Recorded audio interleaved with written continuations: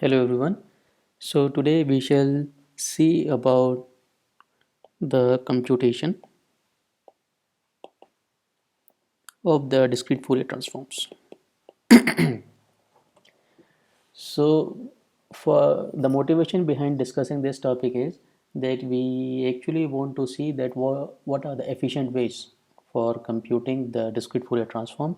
So those algorithms are defined as the fast Fourier transforms which are used to compute the DFTs. So, if we are talking about the efficient computation of the DFTs, we should first understand that what are the difficulties in computing the DFT based on the formula we had seen earlier. So, let's recall the analysis and synthesis equation of the DFTs as let's say x of k given a finite line sequence of length n, then we have computed the DFT as for n is equal to 0 to n minus 1 of x of n and wn kn for k 0 1 up to n minus 1, right, where we had seen that wn is equal to e raised to the power minus j 2 pi by n. Okay, and the inverse DFT we had seen to be computed as x of n summation from k is equal to 0 to n minus 1 and 1 by n times x of k w of n minus kn for n 0 to n minus 1. So these two functions x of k and x of n, they may be complex, and from the duality property of the DFT we had seen that these two formulas differ only when you see the sign of the exponent and also scaling factor 1 by n. Okay, so whatever be the computation procedure we shall see for one would be directly applicable with some simple algebraic simplification to the other. Okay, so we will mostly see the computation of efficient computation of this formula, and it would be directly applicable for computing this formula. Okay, so first of all we should understand the difficulties in computing this DFT. Since xn and xk may be complex, so if I expand this expression, what do you see? That it's a complex number or it's a complex function, and it also may be complex. So what do you require? You require n complex multiplications.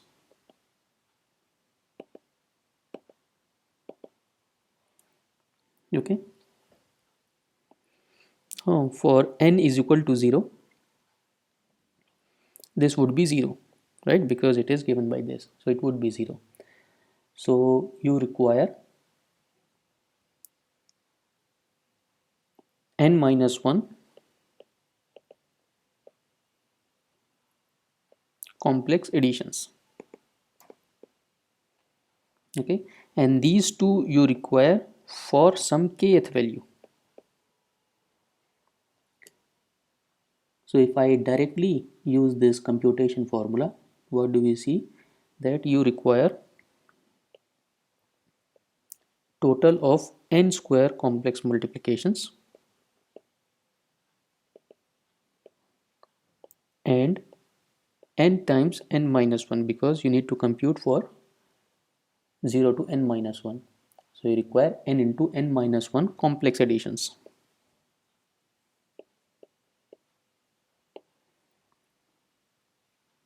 Right? So the order of computation is basically n square. Or you can say the computation time, which is approximately proportional to n square. Uh, if I consider this n a very large number, then n minus 1 I can approximate equal to n. So the order or the computation time is approximately proportional to n square, right? Now, so we had seen earlier about the two properties of this function wn. So if we apply, so these two properties are the symmetry properties and the periodicity properties. So we can see that these number of computations may be reduced if we make use of these properties. So let's recall these two properties very quickly. So given this function wn kn, right? So for some n minus 1, some n minus n, I since it's a symmetric function, so we can write, using that property I can write this wn of minus kn, which ultimately become equal to wn kn, its complex conjugate. So this property is the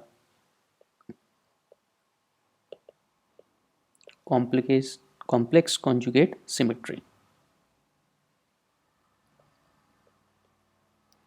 The second property we had seen that for wn kn, it is equal to wn k n plus n, or wn k plus n n, which is a periodicity property, and since it is periodic in n and k, that's why we can write this equivalence. So we call it periodicity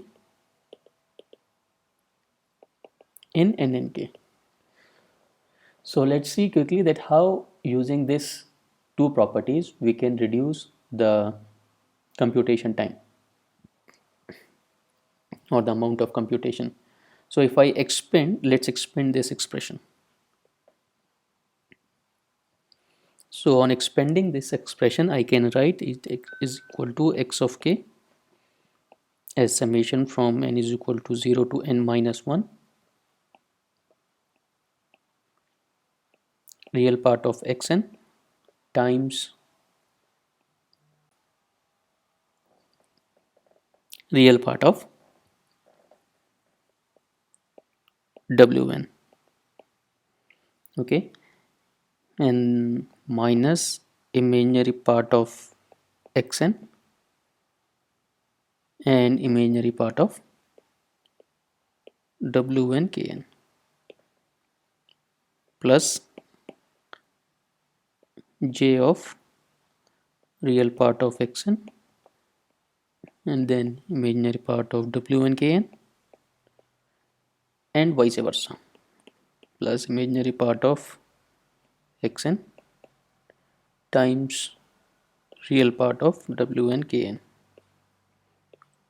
Okay, so this you need to compute for k is equal to 0 for 2n minus 1. Okay, now if I use this property, so using these two properties, the symmetry property and the periodicity property, I can group some of the summations. I can group some of the summation into this part and also into this part. Yeah, so because this needs to be computed for n is equal to 0 to n minus 1. So let's say, so for example, if I take the first term and add it with the n minus nth value, meaning to say, if I take this real part of xn times real part of wn kn, okay, so this is the first term and I add it with the real part of x computed at n minus n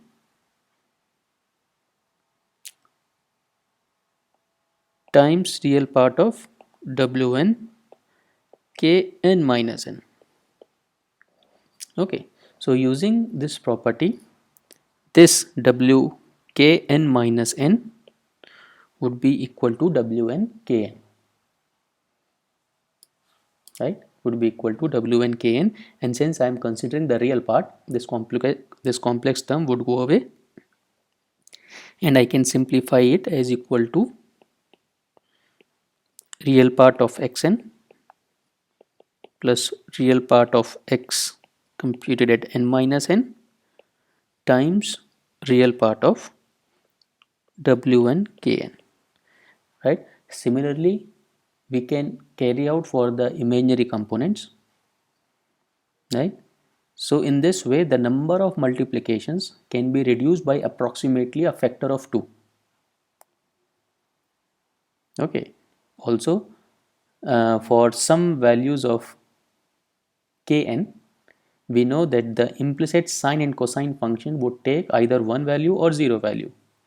So it also subsequently some multiplications would also be reduced.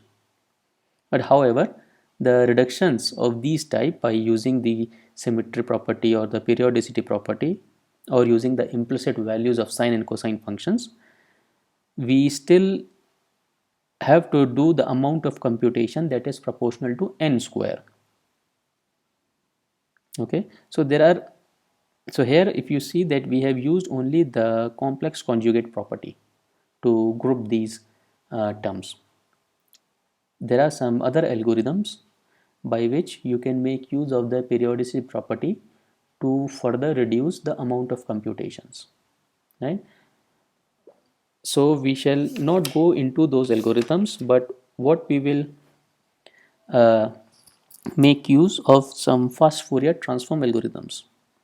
So the basic idea behind the FFT algorithms are based on the fundamental principle of decomposing the computation of the discrete Fourier transform of a sequence of length n into smaller length discrete Fourier transforms, which we if we combine to form the n point transform.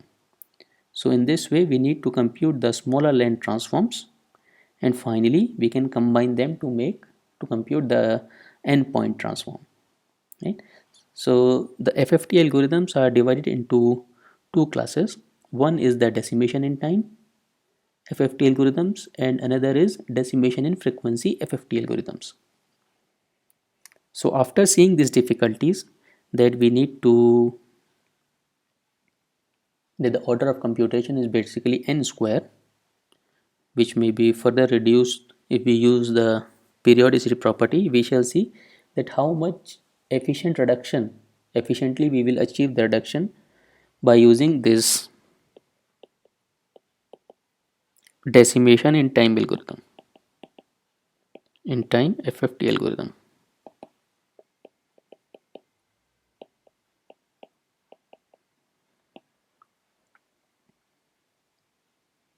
So in this algorithm we shall exploit both the properties, symmetry property and the periodicity property of this complex exponential wn kn. Okay, so first of all we can consider a special case which will help you to understand the basic idea behind the decimation in time FFT algorithm. In this special case we consider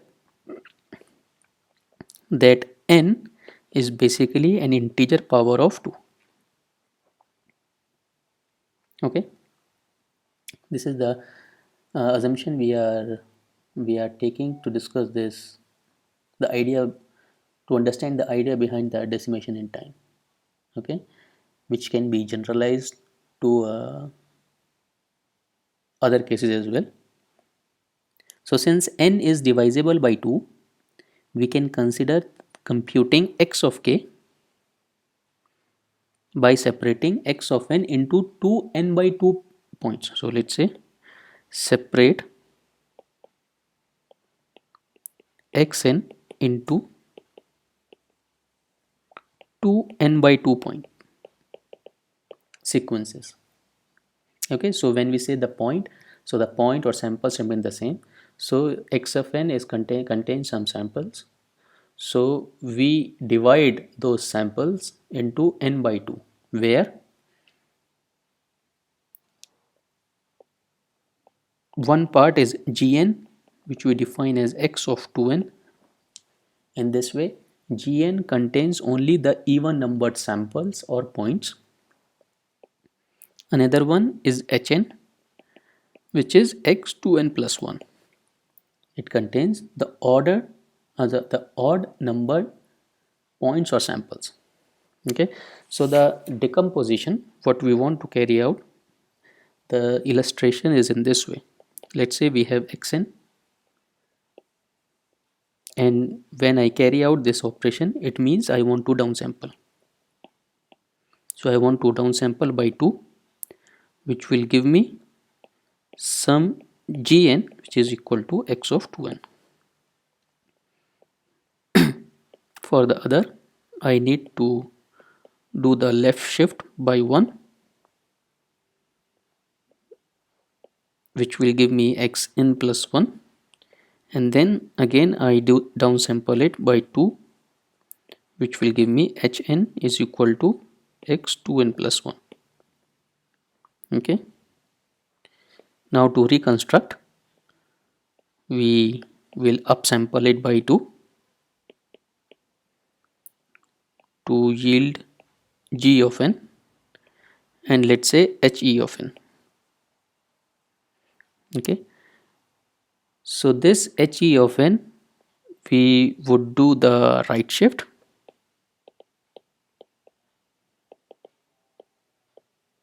by 1, and then we add this sum two sequences to yield some x of n.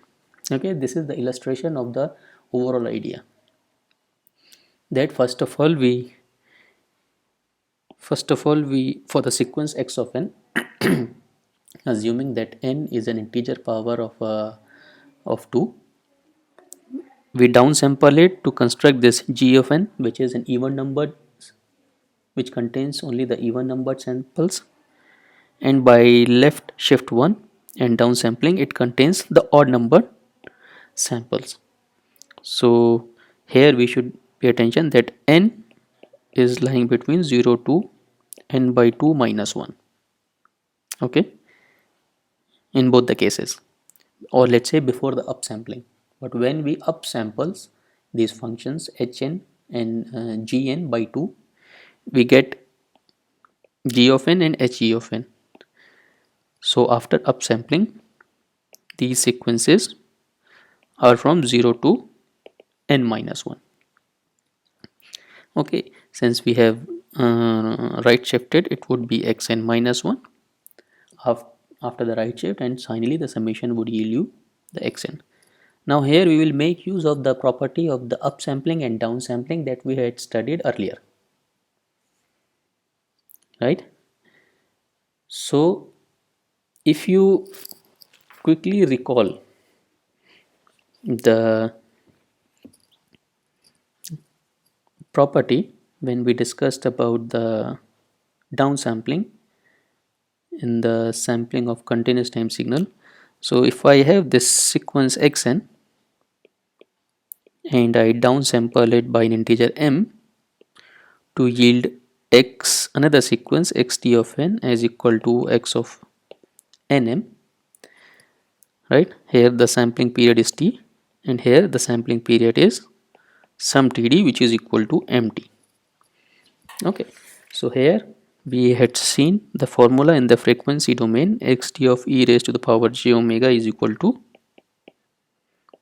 1 by m summation from I is equal to 0 to m minus 1 x of e raised to the power j omega by m minus 2 pi I by m. Okay, this is the formula we had derived when we discuss about the downsampling.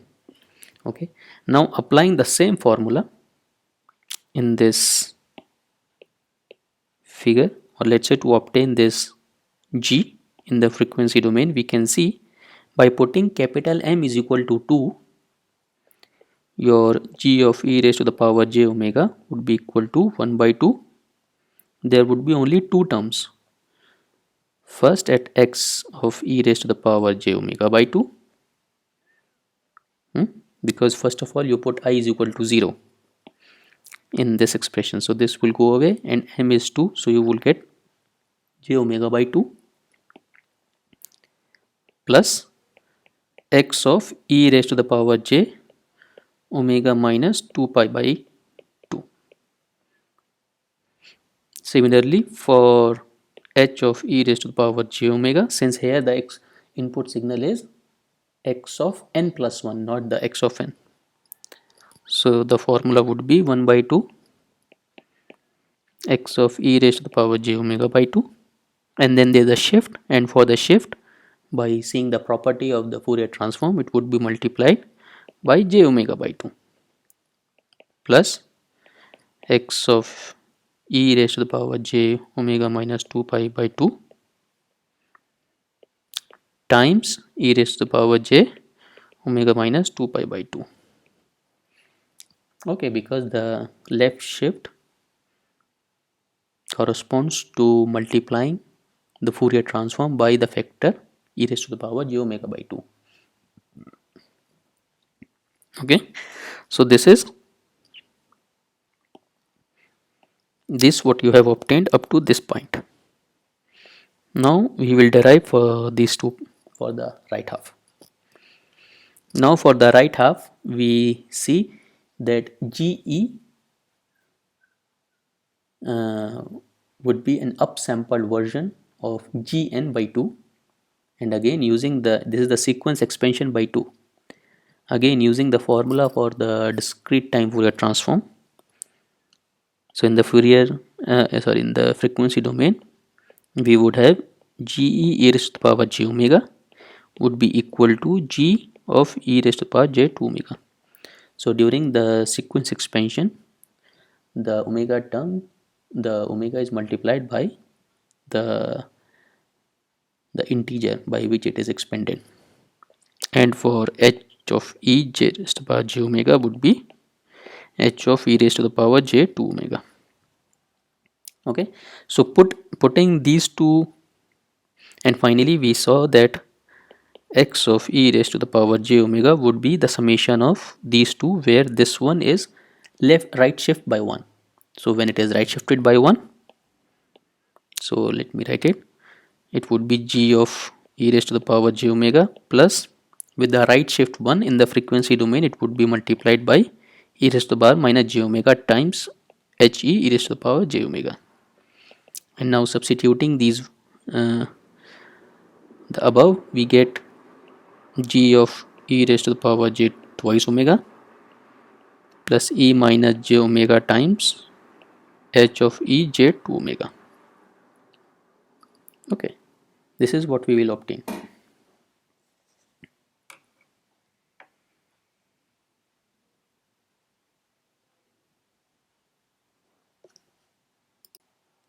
So here we have computed the expressions in the discrete time Fourier transform, but ultimately we have to compute x of k. Okay, the discrete Fourier transform. Now using the property sampling the discrete time Fourier transform, so we know that x of k corresponds to evaluating x of e raised to the power j omega at frequencies omega k is equal to 2 pi k by n, for k is equal to 0 to n minus 1. So here we would have e raised to the power j 2 pi k by n, right? And substituting or computing this at those frequencies omega k is equal to 2 pi k n, we would have g of e raised to the power j 2 pi k by n by 2 or 2 plus e raised to the power minus j 2 pi k by n times h of e raised to the power j 2 pi k by n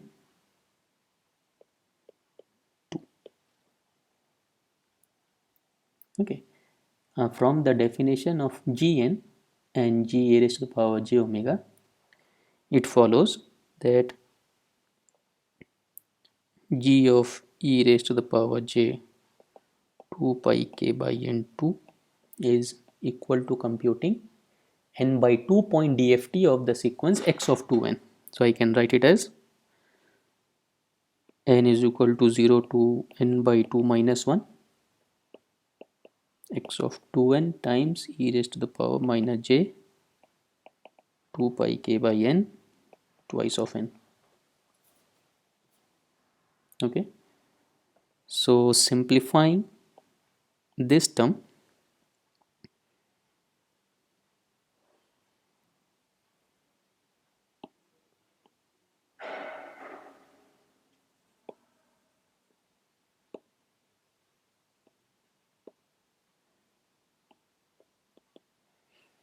the second term, we would have e raised to the power minus j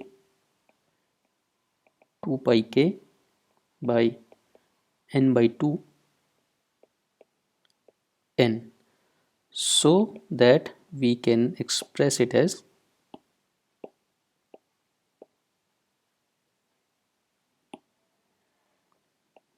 w of n by 2 raised to the power kn. Okay, and similarly I can write for the another function h of e raised to the power j 2 pi k by n 2 as n is equal to 0 to n by 2 minus 1 of x of 2n plus 1. Now again w, the period would change to n by 2 raised to the power kn for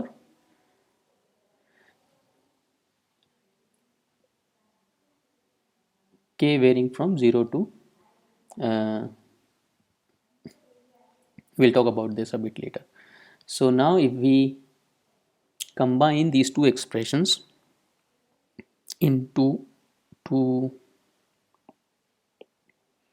compute this one, so summing them up I would ultimately get the discrete Fourier transform x of k as, let's copy them,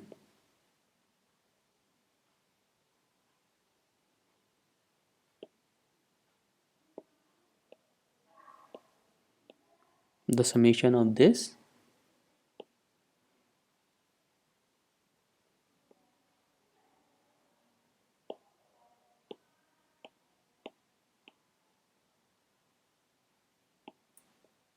plus the summation of this times, since it is we also need to pay attention to this vector, and this vector is nothing but wn raised to the power k, so plus wn raised to the power k. Okay, and this we want to compute for k is equal to 0 to up to n minus 1. Right, now if we see the definition once again of the n point DFT, it is basically computed from n is equal to 0 to n minus 1 xn wn kn for k is equal to 0 to n minus 1. Right, so these two DFTs,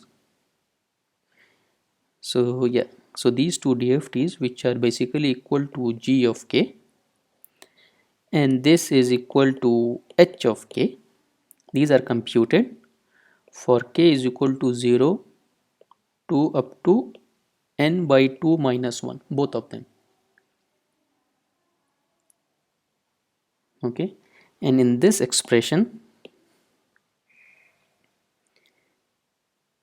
we have seen that the n point DFT x by k, x of k can be computed by evaluating the n by 2 point DFTs gk and hk over k is equal to 0 to n minus 1, instead of computing k is equal to 0 to n by 2 minus 1 as we normally do for the n by 2 point DFTs. Right, so here is the catch. So if I individually compute, I need to compute for k is equal to 0 to n by 2 minus 1, both these DFTs, but here I am computing this n point DFTs of these two separate functions over k is equal to 0 to n minus 1 instead of k is equal to 0 to n by 2 minus 1.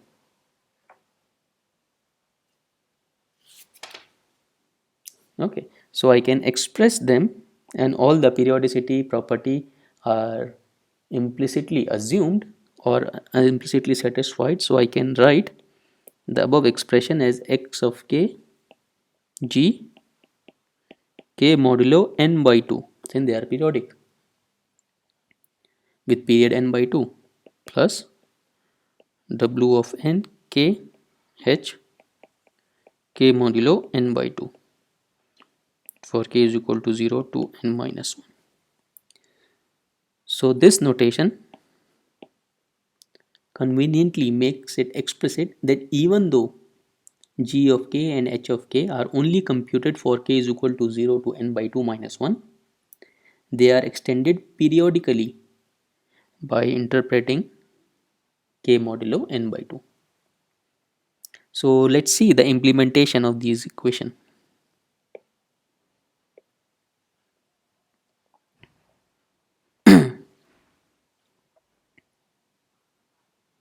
So first of all we shall see the implementation, and then we shall pay attention to that how the computations are reduced.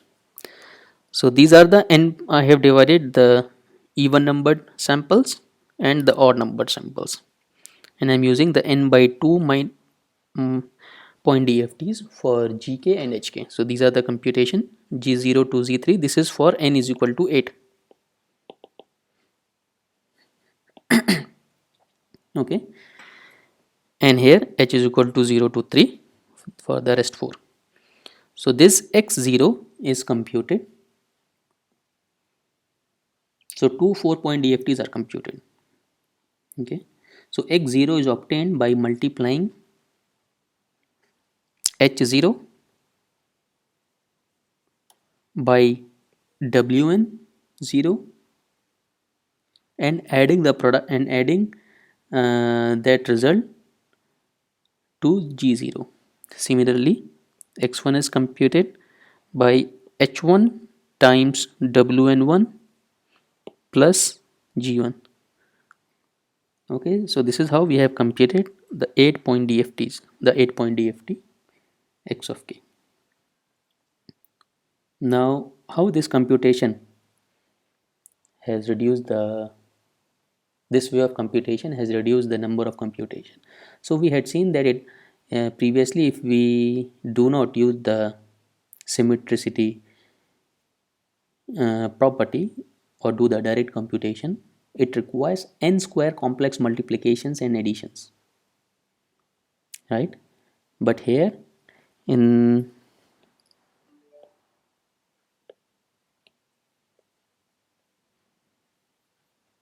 if you see, this equation requires two n by 2 point DFTs. One is this and the second one is this, which in turn requires twice of n by 2 square complex multiplications and approximately 2 of n by 2 square complex additions in comparison to n square complex multiplications and additions. Okay,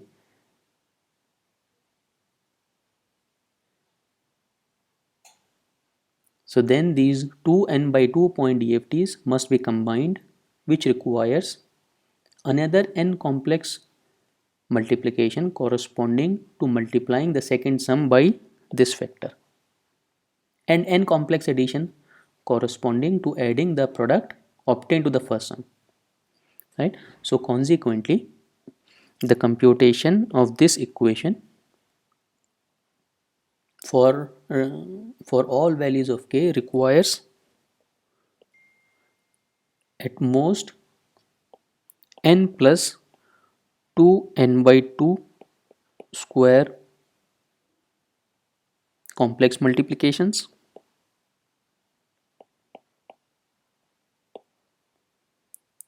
and complex additions. So if we see, you can easily verify that for n greater than 2, that this factor, that the total of this n plus 2 n by 2 square will always be less than n square. Okay, so this is how we have obtained the reduction in the number of computations or the amount of computations. Okay, so this is for the division into 2 points, or the even and the odd, right? Now if we pay attention to this figure, so all these things, all these functions g0 to g3 and h0 to h3, there are also some sequences, so we can again uh, decompose them into n by 4 computations. Okay, so using those notations, n by 4 computations, for computing this we would have this one, so x of 0, x of 4, so meaning to say that those even numbered sequences are again decomposed into even number sequences, right? So this is how we have computed the n by 4 point DFTs to compute G0 to G3, and if I combine them all, it would be this network. So it further reduces the amount of computations,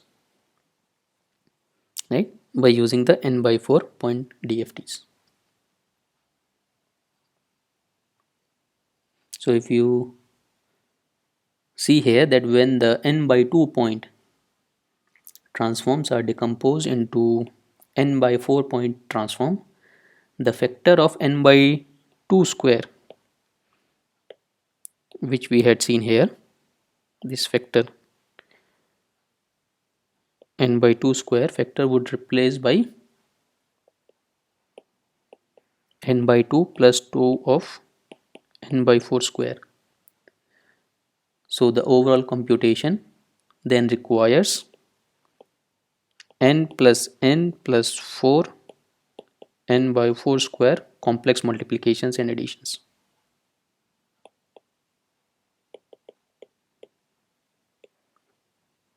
Okay, so if n is equal to 2 raised to the power some integer, which is our special case, so these computation can be done at most, so this can be done at most v is equal to log 2 base n times, so that after carrying out this decomposition as many times as possible, the number of complex multiplications and addition is equal to basically n times of this number, which is n log 2n.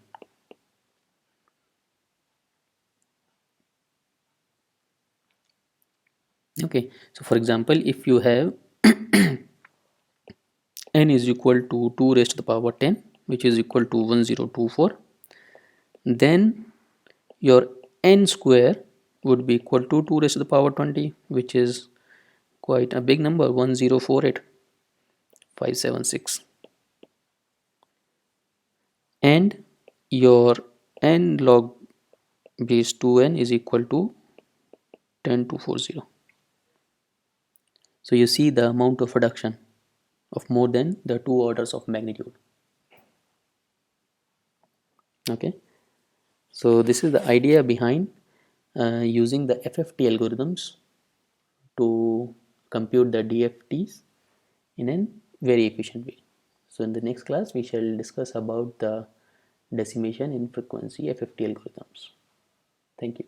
We can stop it today.